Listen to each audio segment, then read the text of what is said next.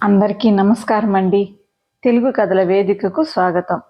ఈరోజు తాటికోల పద్మావతి గారు రచించిన రిటర్న్ గిఫ్ట్ అనే కథను విందామండి.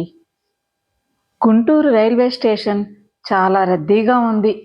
శని ఆదివారాలు కావటంతో ఊరికి ప్రయాణం కట్టారు. రాత్రి 10 గంటలకు రావాల్సిన ట్రైన్ గంట లేటు. అందరూ నిరుత్సాహంగా ఎదురు చూస్తున్నారు. అనౌన్స్మెంట్ చేయగానే 3వ నంబర్ ప్లాట్ఫామ్ మీదకి వచ్చి ఆగింది ట్రైను. లగేజీ చేతబట్టుకుని ఆత్రంగా ఆరాటంగా బోగీ నంబర్ వెతుక్కుని ఆయాసపడుతూ ఎక్కుతున్నారు. జనంతో కిటకిటలాడుతున్నది ప్లాట్ఫామ్. మరో 5 నిమిషాల్లో బయలుదేరుతున్నదనగా హ్యాండ్ బ్యాగ్ భుజాన్ని తగిలించుకుని పింక్ కలర్ చూడీదార్ వేసుకున్న 20 ఏళ్ల అమ్మాయి రిజర్వేషన్ బోగీలోకి ఎక్కేసింది. వెంటనే రైలు కదిలింది. తన దగ్గర సాధారణ టికెట్ ఉంది. టీసీ వచ్చి అడిగితే ట్రైన్ దిగి జనరల్ కంపార్ట్మెంట్లోకే వెళ్ళమంటాడు. ఎదురుగా 32వ నంబర్ సీటు ఖాళీగా కనిపించింది. ఆ సీటు తాలూకా వ్యక్తులు ఎవరూ రాలేదు. ఎవరైనా వస్తే అప్పుడు లేవచ్చులే అనుకుని ఆ సీట్లో కూర్చుంది. అప్పటికే బెర్తలు వాల్చుకుని పడకలేశారు.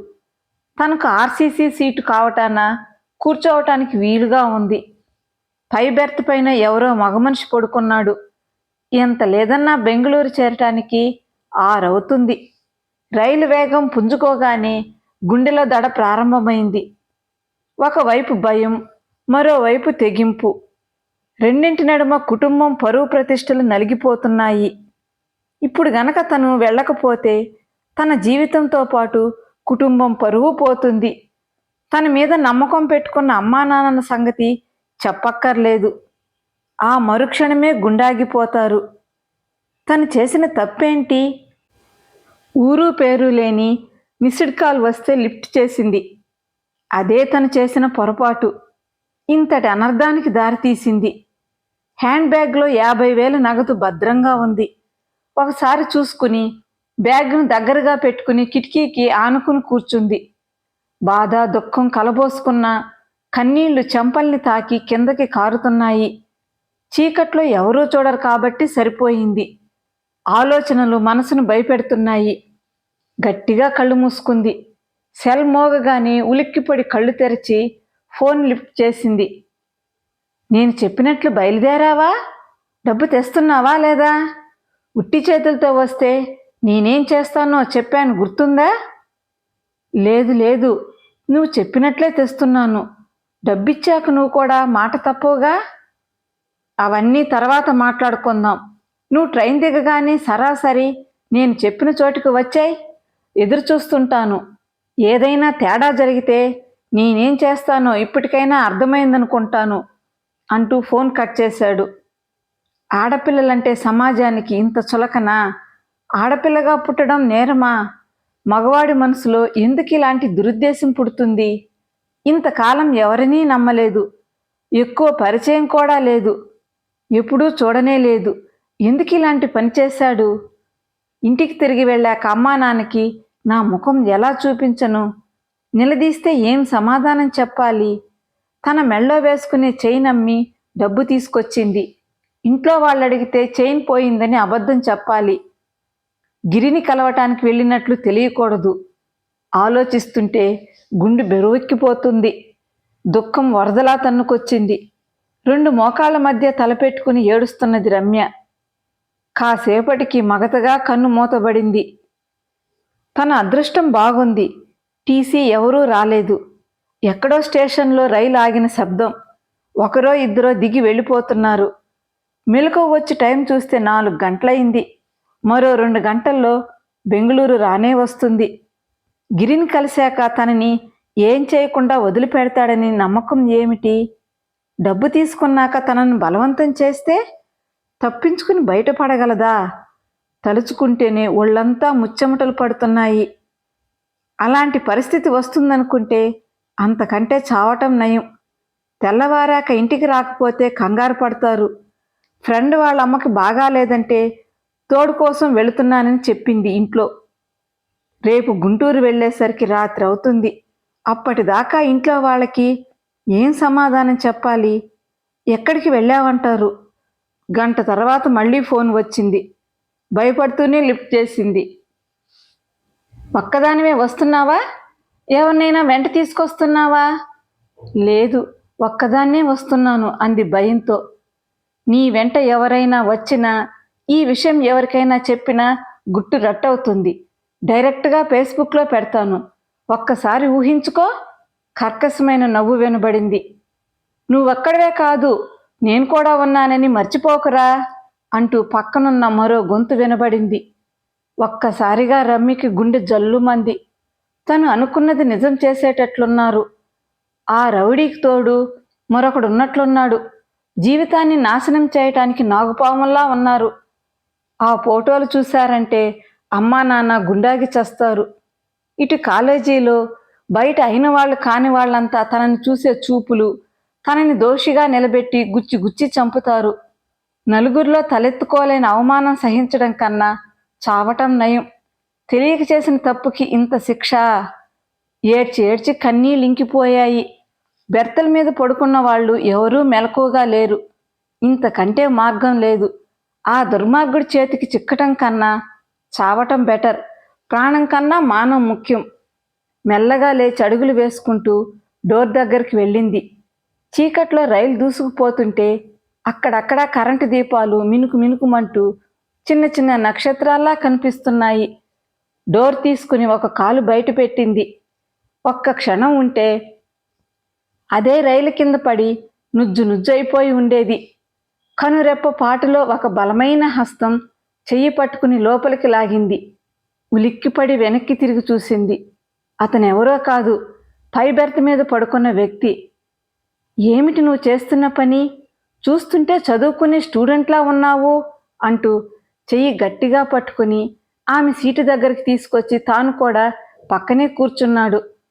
నన్నెందుకు బ్రతికించారు?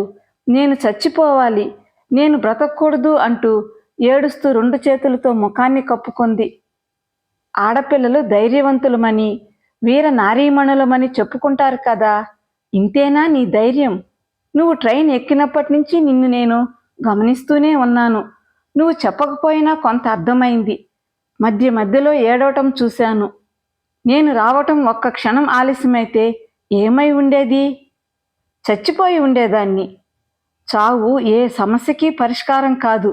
ప్రతిదానికి ఏదో ఒక పరిష్కారం ఉండనే ఉంటుంది. నీకొచ్చిన భయమేమీ లేదు. నేనున్నాను. అసలేం జరిగిందో చెప్పు అంటూ చెప్పేదాకా వదల్లేదు. చిక్కిలిపై కారుతున్న కన్నీటిని తుడుచుకుంది. అతనెవరో నాకసలు తెలీదు. ఎప్పుడూ చూడలేదు కూడా. ఒకరోజు మిస్డ్ కాల్ వచ్చింది. పేరు లేదని లిఫ్ట్ చేయలేదు. మళ్ళీ రెండవసారి వచ్చింది అంటూ విషయం చెప్పసాగింది. హలో, ఎవరు? మీరు రమ్య గారేనా? అవునండి. నా పేరు మీకెలా తెలుసు? మీ కాలేజీలోనే మా చెల్లెల ఫ్రెండ్ కూడా చదువుతున్నది. పేరు స్వప్న. ఓహో, అలాగా. నాకంటే సీనియర్లండి. అలా పరిచయమైంది మా ఇద్దరికి. అప్పుడప్పుడు ఫోన్ చేస్తున్నాడు. ఒక్కోసారి నేను లిఫ్ట్ చేసేదాన్ని కాదు. ఒకసారి ఫేస్బుక్లో నా ఫోటో చూశాడట. ఐ లవ్ యూ అంటూ వెంటపడ్డాడు. చీకొట్టాను. అప్పటి నుంచి నా మీద కక్ష పెంచుకుని ఇలా దొంగ ఫోటోలు సృష్టించి నన్ను వేధించడం మొదలుపెట్టాడు అంటూ జరిగిందంతా చెప్పి ఫోటోలు కూడా చూపించింది.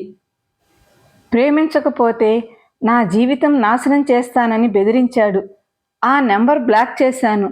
వేరే కొత్త కొత్త నంబర్లతో చేయటం మొదలుపెట్టాడు. ఆ ఫోటోలు డిలీట్ చేయటానికి బేరం పెట్టాడు. 1,00,000 రూపాయలు కావాలన్నాడు. అంత డబ్బు నా దగ్గర లేదని చెప్పాను.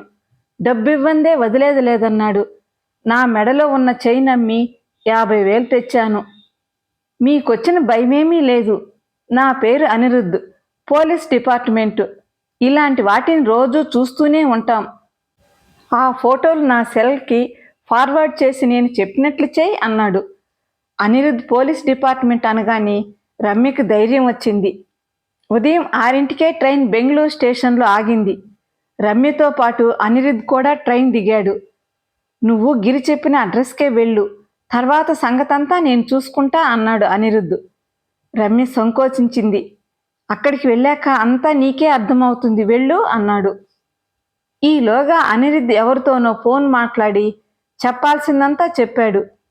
రమ్య ఎక్కిన ఆటో ఒక అపార్ట్మెంట్ ముందాగింది. ఫ్లాట్ నంబర్ 104 దగ్గరికి వెళ్ళింది.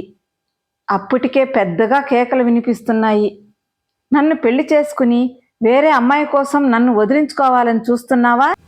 నా దగ్గర నీ ఆటలు సాగవు. మర్యాదగా నన్ను నీ ఇంటికి తీసుకెళ్తావా లేదా?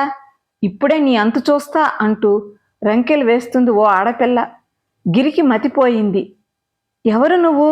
నీకు నాకు పెళ్ళేమిటి? అసలు నువ్వెవరో కూడా నాకు తెలీదు. అనవసరంగా గొడవ చేయకుండా వెళ్తావా? పోలీసుల్ని పిలిపించమంటావా అంటూ బుకాయిస్తున్నాడు. అదే సమయంలో రమ్య లోపలికి అడుగుపెట్టింది. ఈ పిల్ల కోసమేనా నన్ను వదులుకోవాలని చూస్తున్నావు?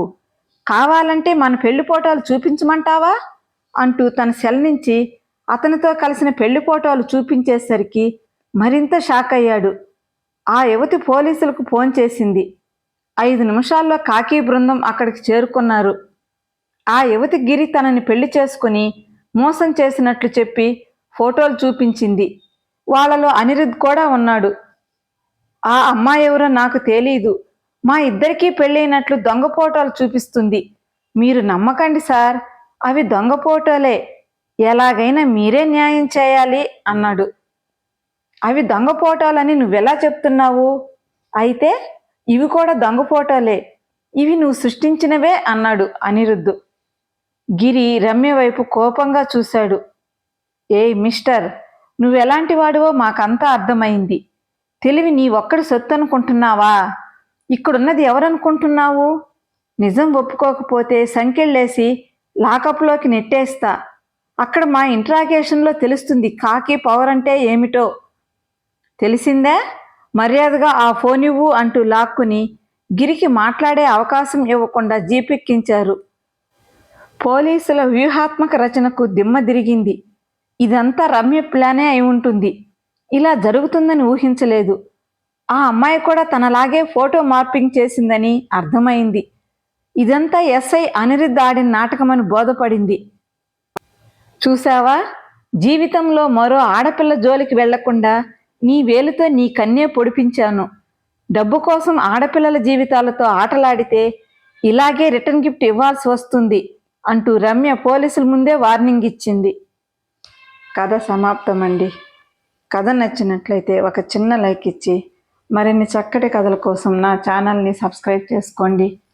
కథ విన్నందుకు ధన్యవాదాలండి. మరలా మరో చక్కటి కథతో కలుసుకుందామండి. అంతవరకు సెలవా మరి.